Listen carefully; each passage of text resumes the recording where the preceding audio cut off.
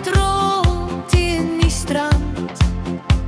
Die lieflike klank van die golwe wat uitstoot oor die sand. Die uitsig van Groenpunt af is nou baie stil en rustig. Die weer is vandag gunstig, die wolke is sag en mistig. Die windjie speel so vinnig deur my lang blonde hare. Die donker diepte van die sien voorspellen van baie stil gevare. Die skulpies lê oral op die blink wit varem sand verstrooi. Parties met seewier en mooi klein stukkies uitspoel uitgetooi.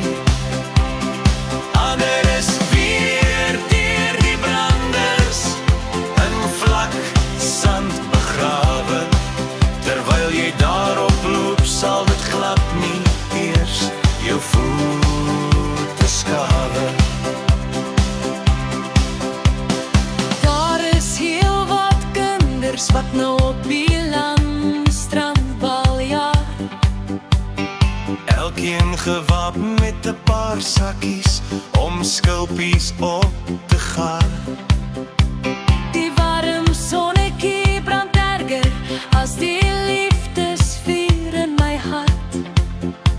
Die koel briesie waai koud om my warm lyf te tart.